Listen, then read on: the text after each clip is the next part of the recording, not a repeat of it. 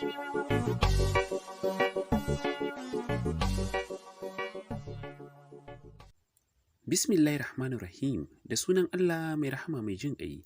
Sirrin mijina kashi na 15. Na shiga uku nima ta Safwan, wanda masifar da me tai kama. Yanzu ya zaki kenan. Ni kaina hankali na ya tashi wallahi. Shiru tai, ita kofi da ke tsaye a bakin kofa zuba take to mata. Kadda a ce zuhurin ta ake nufi. Ba abin tai magana ba su ce ta musu labi. Kuma ba ƙarya laban tai, duk da dai ba da santa tai laban ba. Jin ana ambatar boka ne ya sanya ta ji tana son jin me za su ce. Ji tai Shamsiya ta ce, ban san kishiyar sa Adam ba, amma shawara ki je ki ga wa mijinta kawai. Kallon ta riƙe baki, ni Zaliha rufa min asiri. Dr. Hisham ba zai yadda ba. Sai tunanin aifar da ita nake so ne ni na shige. Irjin fiye mugun dokawa, bata san sanda ta fada falon bata je ta riƙe hannun Zaliha. Ita ko ta bi ta da ita tana kallon ta kurum. Wallahi kanwata ce Zuhura ake shirin kashe wa ya. Kar ku ce na muku labi ki taimaka dan Allah a fasa wannan danyen aikin dan Allah. Kallon Shamsiya Zaliha tai, Shamsiya ta gida mata kai alamar ta yi magana. Ya daga sama zaki ce da mu kanwa ki ce, kuma baiwa Allah ki wace ce da zaki zo ki tsoma mana baki a magana. Shamsiya ce ta tafi. Tinga Zaliha kanwata ce Nafisa, ita ce matar Safwan da ya auro. Ba ta da matsala ko kaɗan, kuma na san ba laɓa ta mana ba. Idan ma ke ba za ki faɗa wa shi mijin waccan ba, tunda kanwata ce ki bari mu za mu ɗauki mataki. Kuma ki ji tsoron Allah ki daina yawo bokaye. Na jima ina gaya miki ba kya ji ne. Sai kin hallaka rayuwarki, ga shar kun so mu neman kashe rayuwa. Ke ga kinan Musa anninki duk muna da yara da suka kai shekara 8 kuma fiye. Da zaki tunani da sai ki gane, da boka yana biyan buƙatar mutum da ya baki mijin aure. Dan na tabbatar kina son aure. Nisawa tai. Wallahi Shamsu daga yau na tuba, ba zan ƙara ba. Fice ta karɓe. Salim yanzu ya zami dan Allah. Ku taimaka min wallahi Zuhura na da matsalar haihuwa. Kashe Amira tamka kashe Zuhura ne ku taimaka min dan Allah. Sai kuka take rike da hannunta. Shamsiya ta ce, "Ke Zaliha wani kalan magani ne za a yi wa ita yarinyar ta mutu?" Garin magani aka bata za ta saka wa yarinya a abinci. Kuma ta ce da ni sai gobe da safe za ta yi uban daɗin baki ya ɗauko mata ya kawo ta sai ta bata abincin. Wuri kuma wai cewa bokan da ta kalli mijinta ce saki waccan zai sake ta. Nisa Shamsiya ta ce, "Ki shirya ki Nafisa mu je gidan ƙanwar taki yanzu. Ke kuma Zaliha kurum ki kama bakin ki." Bata damu ba sai istighfari da ta so mai suka fita tare cikin gaggawa suka dire Zaliha a gidansu. Suka je gidan Zuhura suka tarar tana wanka. Haka suka jira ta fito. Shamsiya ce da kanta ta mata bayanin komai ta ƙara da cewa addu'ar da yake ce ta sanya Allah ya matsa bakin Zaliha ta gaya min. Ya kuma bai fi da jin komai. Kin ga da muka tsayawa gidanta sai Allah ya kawo ta faɗi ne ta ji komai. Saboda haka shiryo Amira ki haɗo kayan ki mu bar gidan salin alin kafin ya dawo. Sai mu dukufa da saukar Alƙur'ani. Ni zan taya ku. Aniyar ta bita. Sai kuma ya daidaita mu kira mijin mu mai bayani. Sannan idan dawowa zaki kya dawo. Ba ta yi musu ba sai godiya har da kuganta ta bi su suka tafi. Ko da suka je faɗin Zuhura ta sauka, Shamsiya ta ce, "Nafisa ki tabbatar yau kun raba dare kuna karatun Alƙur'ani. Idan ma za ku kwanta sai kun yi asuba, kuma kuna yawaita nafila da addu'a. Zan ji da Amira zan bata addu'a da kuma ruwan Alƙur'ani da nake karantawa ina tufawa a ruwa ina bawa su Salim. Ita ma daga yau shine ruwanta. Zan ma mata wani da safe. Zan yi kokarin ganin yau na kwana ina addu'a saboda za su iya bin wata hanya ba ta bata abinci ba. Ke Zuhura mijinki ma ki saka shi addu'a kin ji ko? Yana cikin tsaka mai wuya asiri ya mamaye shi. Na san halin su Zaliha." Godiya Zuhura ta mata, ita kofi ta rungume ta tace, "Na gode sosai Salim, wallahi ke alkhairi ce. Na wa kaina farin ciki zamtowa abokiyar zamanki. Allah ya jefa ki aljanna sama daukakiya, lalle ki alheri ce a rayuwata." Sai yanzu ne da namiji ya iya zalama. Da ni ne Abu Salim ba zan taɓa ƙarawa irin ki kishiya ba. Sai yanzu na ji kunya auren mijinki, duk da na san kaddara ne hakan. Wallahi ba zan taɓa daina miki fatan alkhairi ba ke da zuri'aiki. Da duka uwayen gida za su zamto nagartattu kamar ki. Da an samu zaman lafiya na har abada a tsakanin kishiyoyi. Ke ce mace ta farko da na ji labarin kikan zo har cikin gidan kishiyar da aka kawo miki. Ki koyar da ita girkin da mijin ke so don ta rika burge shi ita ma. Ke ce mace ta farko da na ji na kuma ga kina gaya wa kishiyar ki da aka auro miki abinda mijin ke so da wanda baya so. Inda kiyaye kasa samu sabani. Da me zan saka miki Salim? Addu'ar dacewa duniya da lahira kaɗai zan miki har abada. Allah ya ƙara wa mijinki so da ƙaunarki. An ta Shamsiya Allah ya shirya miki da zuri'a ya ji kan magabatan ki kuma baki kwanciyar hankali duniya da lahira. Sosai Shamsiya ta ji daɗin kalaman fi. Na gode Nafisa, aiki yar uwata ce har abada ba ni da kamar ki. Ke Marini ya ce ni ma haka. Idan muka rike juna zaki ga mun zamto abu ɗaya har abada. Haka ta juya zuwa faɗinta ko zuwa addu'ar take mata. Safwan da dama ya ji komai a bakin Shamsiya tun a waya. Gashi ya jiyo komai da fi ta ce lokacin da zai shigo gidan. Bin bayan Shamsiya sai da ya game mata wasanni, sannan ya dawo ya ce da fi bayan sun shiga ɗaki. Shamsiya ita ce komai nawa Nafisa. Na sani a cikin mata samun irin ta sai an tona. Ba na lamunta a wulakanta min ita kowaye kuwa. Ba zan lamunci ganin ta cikin kowane irin hali ba, saboda ita din nagartacciya ce. Duk mai son zaman lafiya da ni sai ya girmama min Shamsiya. Ita ce mace ta farko da na san tana tsayar da mijinta akan hanyar ibadu na dacewa. Ba ta nuna min ɓacin ranta ko da ran nata ya ɓaci kowa. Tana da kawar da kai. Duk wata mace da na auro ba zan lamunci ta ci zarafinta ba. Duk wata mace da na auro ba zan lamunci ta ci zarafin my very own ba. Zaman lafiyar mutum shine ya rike martaban mata ta Shamsiya. A yau sanda nake miki yanin ku ninkin baninkin na kula ke ba butul bace. Kuma zaki iya yin kwatankwacin abin da take tunda har kike furta kyawawan kalamai akan ta tun kan zaman ku je ko ina tare. Ki sani ina son ki so mutuƙa da ƙauna mai yawa, amma ba zan taɓa iya wulakanta matata akan ki ba. kamar yadda ba zan lamunci hakan daga gurin kowaye ba. Ina wa Shamsiya so mara misaltuwa. Abu ɗaya zan baro kaina sani shine wacce na fi so a cikin ku. Kowace ina son ta so mai tsanani da ƙauna mai yawa, wanda nake fatan kowa aljanna mu kasance a tare. Karki ta tawai bana son ta ya sanya na aure ki ko kaɗan saboda wani dalili da ba sai kin sani ba. Allah ya miki albarka Nafisa. Ke dinnan na gano ta daban ce ke ma'ana ki bangaren. Rungume shi dai ta fahimci zancensa. Duk namijin da ya aji mace kamar Shamsiya dole ya mata biyayya ko baya so. Saboda yadda take nuna tsantsan ƙaunarta ga addininta da soyayya da take wa mutum. Haka suka dukufa da addu'a da karatun Alkur'ani mai girma a cikin wannan daren. Shi ko Hisham shi da Sa'ada basu ma san ba sa gidan ba kasancewa basu dame su ba. Sai washe gari dan kanshi tunda ya dawo masallacin asuba ya ji baki ɗaya jikin shi wani iri tamkar ba shi ba. Kai tsaye faɗin ta wuce. Domin ya duba ta. Abin mamaki ba ta nan. Da asubar fari to ina ta tafi? Kai ba inda Zuhura za ta je yanzu. Sai dai ko idan ba a gidan ta kwana ba. Hankalinsa ne ya tashi ya shiga cikin gidansa a da ya ɗauki waya sai ya fito waje. Aboki, Zuhura fa ba ta gidanta. Dama Jalal cike yake da takaicin shi ya ce a fusace. Duk inda ka kai mu kanwa wallahi ka nemo ta. Baka cin abincin ta baka yi mata magana baka hidimar ta dan ka auro wata. Kana gani kamar Allah zai baka ne? Wallahi sai ka rena wayanka muna duniyan nan. Baka ko jin kunyar Allah ka zamto mai wofintar da haƙoƙin matarka. Ni ina gidana ka je gidanmu ka duba wallahi duk inda take sai ka nemo ta ko na tona asirinka. Wata iska mai zafi ya ja ya furzar ya kashe wayar ba tare da ya ce kala ba. Kina motar shi ya koma ya zara wannan lokacin ma Sa'ada har ta koma baccinta. Ya nufi gidan da su Zora. Ko da ya Jalal ya riga shi isa suna tsaye tare da dadi sun yi jugum-jugum. Ƙarasawa ya gaisa da su amma sai ya kasa magana. Hisham menene fara har Zuhura ta ba gidanka baka sani ba? Gashi mu nan bata zo mana ba. Mun ki kira gidan yayinta da ƴan uwan da muke saka ran za ta je bata je ba. Tukunna ma menene musabbabin baranta gidan? Rikicewa Hisham yayi abubuwan da ta dawo masa. Ya kwana biyu bai sanya Zuhura a idan shi ba. Ta ranar da ya je mata da alƙawarin gidan zai kwana bai ƙara komawa ba. Bai san yaushe ta bar gidan ba. Jalal ne ya ce, "Kai shiru, ko dukan ta kai kuma?" Dago waye, duka ba halina bane wallahi kuma ka san wannan. Tsaki Jalal ya dire, amma ai san da ka so mu shaye-shayen ka da ke ta. Ko kana zaton ba mu sani bane? Ya ji takeicin magana amma sai ya ce, "Na kwana biyu ban ganta ba ban san yaushe ta fita ba." Yau da asuba ne na je na gabata faɗin ma a rufe. Na yi amfani da nawaki na shiga na tarar bata nan tun da asuba. Alamun ba ma a gidan ta kwana ba kenan. Wani takeici ne ta so Jalal da dadi. Kwana biyu matarka? Dadi ya faɗa yana kallon sa. Sadda kanshi ƙasa yana mai jin kunyar abin da ya aikata. Suna nan tsaye sai ga wayan Nafisa tana kiran dadi. Kaucewa daga gunsa kirjinsa na dukawa. Kar ita ma a ce ta soma da matsala wannan kiransa safa haka. Assalamu alaikum shine abin da ya furta bayan ya daga wayar. Amma wa alaikum salam dadi barka da safiya. Nafisa kina lafiya? Yaya mi gidan naki? Murmushi ta tamkai yana gabanta. Yana nan lafiya lau dadi. Gashi nan ma ya ce a gaida ka. Masha Allah kice ina amsawa ni ma ina gaida shi. Dadi dama na ce ne bari in sanar da ku Zura tana gidana tun jiya. Wata matsala ce mai girman gaske ta taso da yasa dole ta zo nan din. Amma ba mu so mijinta ya san tana nan din. An jima insha Allah ni da dakta za mu zo mu maka bayani dalla dalla. Wata ajiye zuciya ya dire da hasai da ta jiyo. Alhamdulillah dama muna kan neman ta. Ga mijinta can ma ya zo neman ta gida amma tunda haka ni ba zan ma gaya masa ba. Ina da minti 11 na safe sai ku zo da wuri. Godiya sosai ta yi masa suka yi sallama ya koma gunsa Hisham. Sallama kurme mai ya shige abin shi. Shi da Jalal sun jima suna musayi ya wuce kunne ya wuce shi ma. Bai kuma komawa gidan ba gidan shi ya nufa cikin rudani. Hisham ma gidan shi ya juya zuciyar shi tana masa suya sosai. Ya rasa me yazo kanshi. Zuran shi ce bai gani ba na kwanaki kuma bai neme ta ba. Tukunna ma me yazo kanshi wa Zuhura kishiya. Kuma kishiyar ma yar masifa Sa'ade. To Hisham ma ina hankalinsa ya je ne. Ina maman shi da kanwace da suka zama mai ido har ya wulakanta Zuhuransa. Ina ummi yashi da yake so kamar ran shi ya wufuntar har haka. Kai tsayewan kai ya kwanta ya lumshe ido tamkar mai bacci. Haka har Sa'ade ta je ta gama hada makircin ta dawo tana tashin sa. Nokin suka jiyo ta juya domin ta bude. Dama ta zo tashin sa ne su ci abinci. Tana bude kofar ta ga kaninta. Maryama auta zo yara da Khalid. Baki ta saki da mamakin ganin su da safiya haka tace da su. Lafiyar ku kuwa? Auta ce tace. Hajjaji ba ta da lafiya kuma Addazu zuwai ba za ta mana girki ba. Shine ya awali ce zai je aiki muka ce dire ma anan. Janye musu dai ni ban yi girki da ku ba. Dan makaroni na dafa a zuwan ba zan yi girki rana ba. Mi kyau ce ta wuce ta tana tsaki dama ba ta da kunya.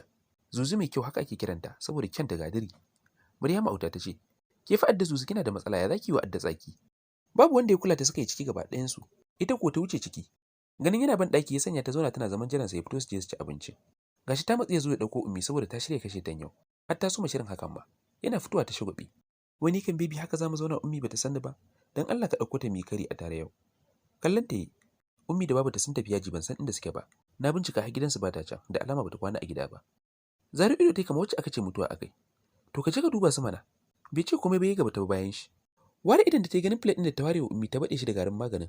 A zuwan za ta zuba mata abinci a cikin da ba za a gane ba ko a zargi wani abu. A hannun Maryamu ta zuba makaroni ta saka mata miya ta mutse sai fa ma aika sakon lumomi take yi cikin kwanciyar hankali. Da gudu ta rugu ta rike mata hannu. Me yasa zaki ci abinci a cikin wannan plate din? Guba ne fa a ciki. Babu wanda ya baiwa zancen muhimmanci saboda sun zata tsorata Maryama take, ganin tana ci kamar mai yunwa. Har Hisham ma bai baiwa maganar muhimmanci ba. Tsaki ta wuce kicin da plate a hannu, ita kuwa Maryam ta juya akalar cokalinta zuwa plate ɗin Khalid. Suka ci gaba da cin abincin tare. A kicin sai gumi take haɗawa tana dannawa Hajjaji kira bata ɗaga ba. Tana nan har duk suka gama cin abincin. Hisham ne ya kwalla mata kira ta fito dole. Sai gumi take tana kallon Maryam a tsaitsaye take cin abincin. Hisham ne da ya gama ya miƙe domin ɗauko lemo a fridge da ke kicin. Idan shi ne da akan bakin gidan da ke kwance sai wani baki ne ke fita a bakinta. Idan ta ma yayi baki, ga ta a kusa da plate ɗin da Sa'ada ta ajiye. Kafa sai ya sanya ya shura magen, ya gano ta mace. Duka ya dauki abincin ya shinshina, bai gane komai ba. Fitowa ya tarsa Sa'ada da kannanta suna ciki, ya bi bayanta. A ɗaki ya jiyo tana gaya wa Zuwaira mai kyau. Zuwaira, wallahi da matsala. Magani na karɓo a gumboka mai wankan mani. Dan na saka wa ƴar Hisham ɗin abinci ta ci ta mutu. Shine na baɗe plate ɗin da shi kar a zarge ni. Sai na motse mata. Wai shine fa yarinya yake cewa bata nan. Saurin da nake na ɗauke plate ɗin shine na tarar Maryama tana cin abinci a plate ɗin. Zara ido Zuwaira ta zabar da suka kalli Maryama, har Khalid. Ita kan bata ma jiyo su ba sai wasan da take da wayar zuzu tana buga game. Dafi kai Hisham yana jiyo komai tamka a mafarki. Suna tsakiya da alhini Maryama ta kwalla ƙara da ya janyo hankalin har Hisham gare ta. Ya afka ɗakin da gudun shi. Kan da suka su duka sai murƙusu take. Suna kallo har ta shure, babu wanda ya taɓa ka wani abin har Hisham. Sai da ta daina motsi sannan suka yi kanta, Hisham ya jijjiga ta amma ina san bata motsi. Kallon shi mai da gun Sa'ada ya ce, "Kin yi kisa Sa'adi, ban san ba so na ba sai yanzu wallahi. To na sake ki saki biyu kuma wallahi sai na kira police yanzu sun tafi da ki." Kuka ta saka ta soma rantsa akan zai mata shari. Yace ina jiyo ki wallahi kina gaya musu ummi kika so kashewa Allah ya tsiratar da ita. Kuka ta saka sosai tana roƙon shi akan ya mayar da magana kuma ya mayar da auren shi. Juyawa yayi domin kiran police. Ya kira dadi, a lokacin shi kuma yana tare da su Zura yana jin komai.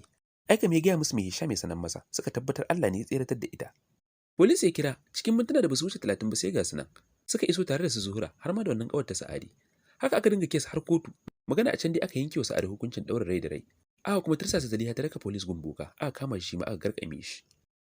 Fi da Safwan da Shamsiya su ne suka shige gaba gurin ganin an samu daidaito tsakanin Hisham da Zuhura, inda suka dawo rayuwarsu mai tsafta cikin aminci. Mami da Dadi sun ga halacci a gurin Nafisa na sosai da sosai, sun sanya musu albarka ita da Shamsiya ba adadi.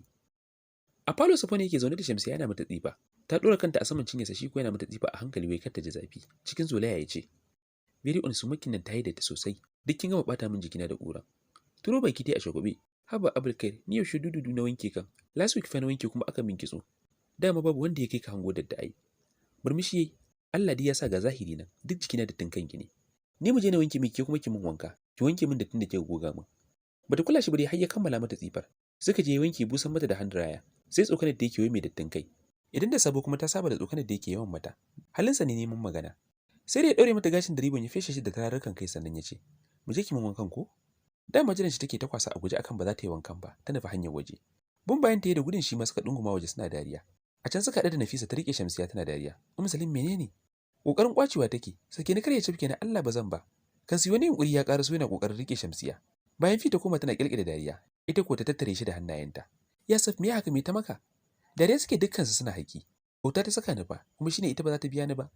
Dattin kanta ta barbaɗe da shi shine nace sai ta min wanka ta cire min dattin, wai ba za ta yi ba. Dariya sosai bai fi jin wannan abin sai ka ce yara, shine suke gudu. To ka je kai da kanka mana antina ba za ta wani cire maka datti ba. Hannu ya sa ya janye fi yana kokarin damƙo Nafisa. Suka juya a guje zuwa faɗin fi dukkaninsu. Falo suka zube suna mayar da numfashi. Ran kwashe Safwa ne kai wafi. Ke ga mai antuko? Zaki banshe ta ne dan ni yau dole sai an cire min dattin da ke jikina. Idan ba haka ba sai dai kowace ta rika zuwa salon na daina muku gyaran gashi. Dariya suka saka masa dukkansu. Muna da komai na gyaran gashi a gidan nan. Kaga idan maka ce ka daina mana sai na mata ita mata mu. Ni da Allah ya baiwa ƴar uwa kyauta? Shamsiya ta faɗa tana dariyar mugunta. Fi ta masa gwalo ita kuma. Kwafa ya miƙe da sauri, Shamsiya ta sha gaban shi. Wasa nake maka mu je ne maka shikenan? Birge fi suka yi, tace lallai ga inda ake zuba lafko a gaban waye.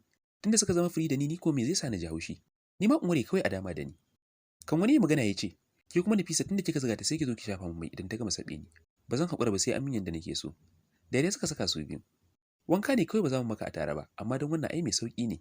Haka suka dunguma sai da kowace ta mai abin da yake so sannan ya ce, "Ku bar Little gurin sa'anta Amra, ku shirya mu je yawo, karfe 6 mu biya mu dauki yar Islamiyya ko?" Tsallafi ta daka tana murna za su je Chile, Shamsiya na dariya ta ce, "Abulkari ina za mu je?" Season 7 za mu je, daga nan mu je Tantan. Idan mun dauko su mu kai su Habila su sha ice cream. Rungumarsa suka yi su duka, mijinsu mutum ne mai son duniyanci. Season 7 suka fara zuwa, a can suka ci samosa da meatbags na miti sinasar mai daɗin gaske. Bayan nan suka je Tantan siyan shawarma, kan su juya tarbiyya ɗaukar yara daga Islamiyya, daga can suka wuce Habila shan ice cream. Tunda suka bar makarantar yara zuciya fi ke tashi sosai, ta rasa nutsuwar ta gaba ɗaya, ga kuma ciwon ciki da ya mata daren miki a kai tsaye. Haka take tabar kusuzu tana yatsa na fuska. Ice cream din mata gagara sha, Shamsiya ce ta fahimci hakan. Fiko shine miki kiwa ice cream yanga? Murmushi da kakalo. Ciye-ciyen da muke ne sa ciki na ya cika. Bana tunanin ice cream ɗin yana da wurin shiga a cikina, sai dai ko an jima sai na je da shi gida. Yanayin da kaɗai ya isa ya nuna maka cewa akwai abin da ke damunta. Amma sai Shamsiya ta yi shiru gudun kada ta ƙure ta da yawan tambayoyi. Haka suka je gida, jefi-jefi take jeho bakinta a cikin zancen su, har suka isa gidan. Sallan magariba suka jira Isha suka yi, yau ba za su ci abinci ba an yi ciye-ciye. A tsaitsaye ta yi musu sallama ta wuce fat ɗinta. Shi da kanshi Safwan ya kula kamar akwai abin da yake damunta. Bai dai yi magana bane gudun kashe Shamsiya ta kawo wani abin a ranta. Kwanciya ta yi a ɗakin ta cikin ta yana jujjuya mata. Ta sani wannan uban ciyecin da ta ne ya saka ta wannan ciwon cikin. Ita ma dai da ta sani da bata yi ba. Haka dai ta juya har 12 ta gota. Zuwa karfe 3 na dare ko ta soma murƙusu ita ɗaya a ɗaki. Sai kuka take tana sharfe hawayenta. Tana so ta yi sallah amma ta gagara tashi a haka har gari ya waye. Dama ranar Monday ce har 7:30 bata fito ba. Ya sanya Anta Amar shiga ta bincika saboda ta sani idan ta tashi sallah asuba ba ta komawa bacci. Kuma ta dinga ayyuka kenan saboda kasancewa ta mai yawan son aiki da asalin tsafta. A kwance ta tadda ita shame-shame a ƙasa ba ta ko iya motsi saboda ta galabaita. Sai numfashi da take saukewa da sauri da sauri. Da Asma Amar ta yi kanta. Nafisa, lafiya me yake daminki? Da kyar ta dago kanta ta kalle ta tace, Anta Amar ciki na yake min ciwo sosai ban yi bacci ba tun jiya. Subhanallahi, shine kuma baki faɗa ba? Ai da kowa ya kini ko ki same ni a ɗaki na. Kasa magana ta yi, Amar ta juya da zumma kiran Shamsiya. A can suka da ita tana kokarin shigowa ɗakin. Na zo duba Nafisa ne, naga 8 saura kwata amma bata fito ba, har yara sun wuce school. Ba ta da lafiya ne ta ce da ni bata yi bacci ba ciwon ciki take fama da shi. Subhanallahi, bata yi magana ba kuma? Mu je na duba ta. Ganin ta galabai ta ya sanya ta kiran Safwan. A ruɗe zogun ta ya daga ta ya ce, ciwon cikin dai kurum? Kina gudawa ne ko kina amai? Girgiza musu kanta ta alama ko ɗaya. Taɓa cikin yayi bayan ya ɗage rigar baccin da ke jikinta. Ya sanya hannun shi ya ja fata cikin nata. Sosai ta bashi tausayi ya ce da Shamsiya. Very well, ina ga sai mun je asibiti ba. Langwabar da kai ta yi alamar tausayi. Da sanyo hijabi mana sai mu kama ta ga alama ba za ta iya tashi ba. Hakan kuwa akai, tare da kai ta sai sannan suke mata. A can aka yi 'yan gwaje-gwaje da za a yi ba a gane komai ba. Wurin an ba ta maganin ciwon ciki haɗe da ti mai kauri saboda ba komai a cikinta.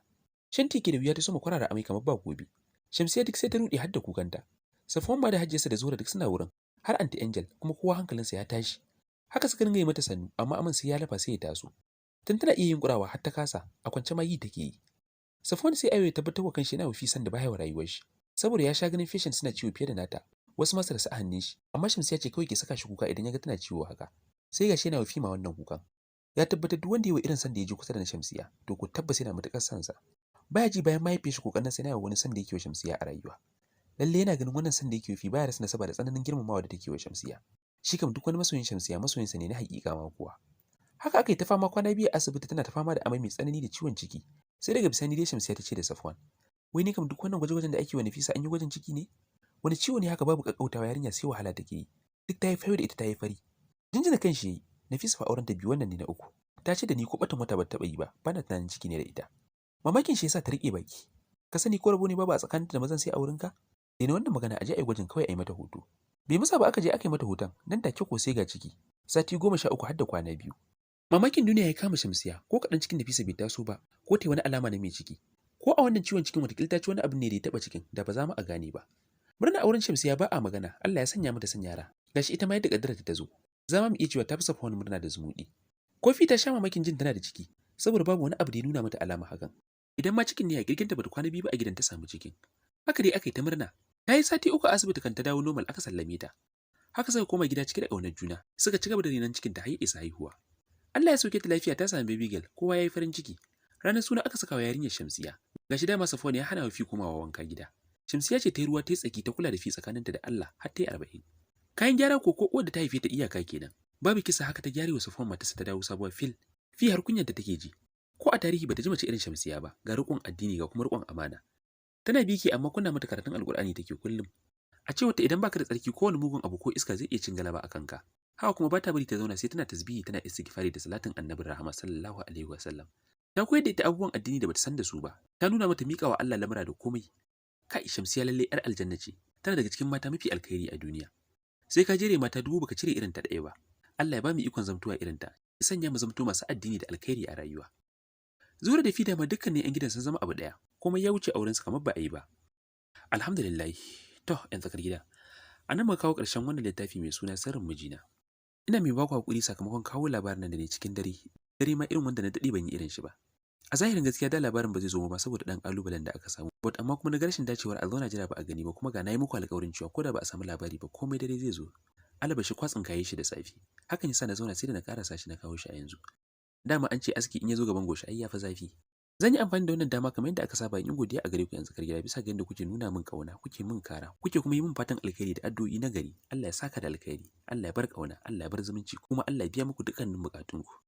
Haka zalika ina matuƙar godiya ga marubuciyar wannan littafi, Bili Galadanci, da ta bamu damar karanta wannan littafi nata a cikin wannan gida. Allah ya saka da alkhairi ya kuma raye iyali. Da yadda Allah kamar yadda kuke kyautata min kuke taya ni sharin labarin a gurguru ɗinku kamar yadda nake nema. Hakan ya saka ni ba zan yi ƙasa a gwiwa wajen faranta muku da kawo muku labarai masu nishaɗantarwa da ƙayatarwa. Insha Allah nan ba da jima ba za ku ji ni tafi da wani ƙayataccen labarin kamar yadda aka saba. Na ku har kullum Umar Mai Sanyi limamin tsakar gida.